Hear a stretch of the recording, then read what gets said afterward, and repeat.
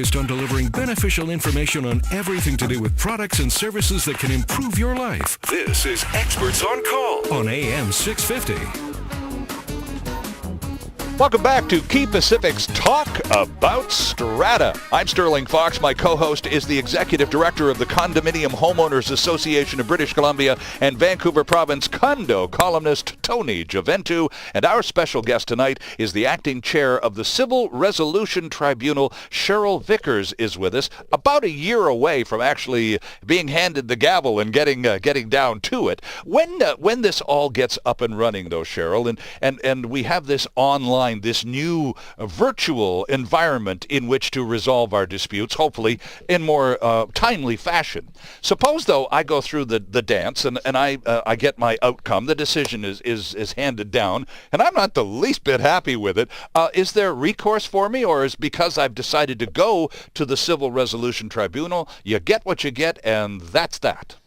The decisions of the Civil Resolution Tribunal will be subject to judicial review. Oh, okay. Like most other tribunal decisions from different other tribunals in the province. So okay. Yeah, there is a recourse, but a judicial review is somewhat limited, and in that the court isn't going to hear the matter again. It's not a second trial. Oh. But they'll look at it and make sure that the tribunal's decision was reasonable and that it was appropriate in the circumstances. At that appeal, are there oral presentations allowed, or is it strictly just a review of the paperwork from the proceedings of the tribunal? No, a judicial review in Supreme Court is an oral proceeding. Oh, okay, so you get to stand up and you get to pop stand off up a little. and make your submissions to a judge of the Supreme Court, yeah. All right. But Tony, not everything that's under the Strata Property Act will necessarily be covered by Cheryl and the Civil Resolution Tribunal, correct? Well, when you look at the nature of the tribunal, it's going to be around problem solving and trying to get consensual solutions, sure. Right? Some things, though, affect personal property and property ownership in such a way that it isn't about consensus. So things that involve disposition of property, order for sale proceedings, somebody hasn't paid their strata fee special levies, there's an application in the courts to sell the unit, a court-ordered sale, right. A liquidation of a property where a strata corporation can't get 100% vote because the strata's decided it's not worth fixing the building, we'll liquidate, we'll sell the property, appointment of administrators where a strata corporation can no longer function within reasonable limitations of the legislation, and there's an application. Those types of conditions that really apply to things like disposition of property or the business of the corporation right. in a capacity function are still going to be applications that go through the Supreme Court of British Columbia. Okay. So with this tribunal, though, suppose there's an issue between a strata council, Cheryl, and one of its contractors, one of the landscapers or whatever, and there's an issue over payment or services rendered or whatever.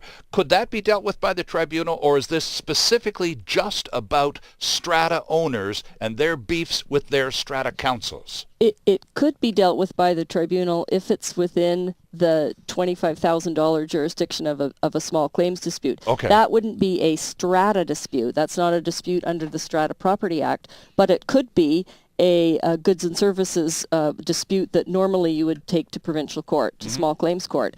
So if it's within the monetary jurisdiction of that, it could be something the Civil Resolution Tribunal could deal with. Okay. So, Tony, you've been optimistic about this for many, many months because at CHOA, you and your team over there are just deluged every day by strata owners who are in conflict with their strata councils. And a lot of them, as you said earlier, is just nuisance stuff. But it doesn't mean it doesn't happen, and there's a lot of annoyed people who are just frustrated and calling you going, as Catherine did earlier on this program, what the heck can I do? Well, and that's really what we're dealing with is a lot of it is misunderstandings, right? It's basic education, understanding what the roles and responsibilities and the obligations of the parties are.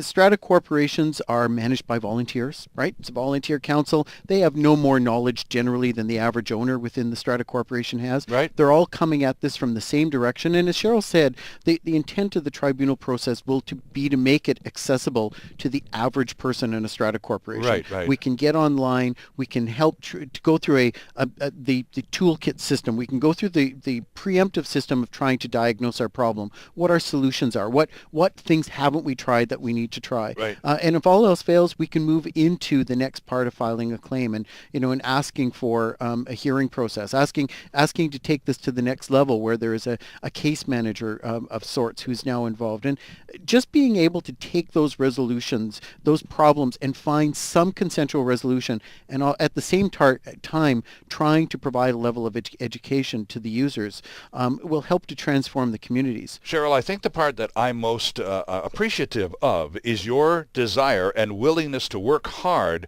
to achieve a system that operates in plain English, that a condo owner can have a dispute, describe the circumstances, minus all the clauses and the fine print and all that legalese. Just let's do this in a conversational, unemotional way. That's going to be the hard part, isn't it? Well, that will be the hard part, keeping the yeah. emotions out of Yeah. it. But at least it'll be done in plain English. Yeah.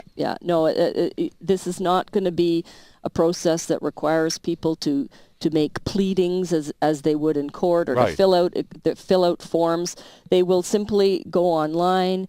They will be asked questions. They will tick boxes or Right. fill in the blanks or whatever. There will be, where appropriate, places for them to type enter information. But for a lot of it, it will be very, very intuitive and user friendly, and you don't need to use fancy legalese or anything to get through the process. Now, this is all going to be, a lot of this is going to be about the internet. Is there somewhere on the net right now that we can go and see what you're working on, what you're up to? Have we got a sample site going on where we can input, or is that still to come? That's still to come. Would you let us know when you it's bet. ready, and then Tony and I can talk to our listeners about it? Absolutely. And, we're going to need people to test.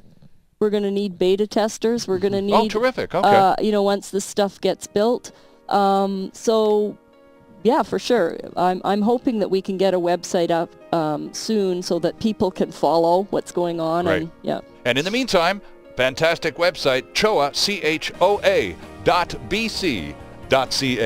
The executive director is Tony Javentu. Great to see you again, my friend. It's always a pleasure, Sterling. Cheryl, thank you so much for coming in. A pleasure to meet you. My we will pleasure. cross paths on the radio again. You're welcome. I'm Sterling Fox. We'll see you next time.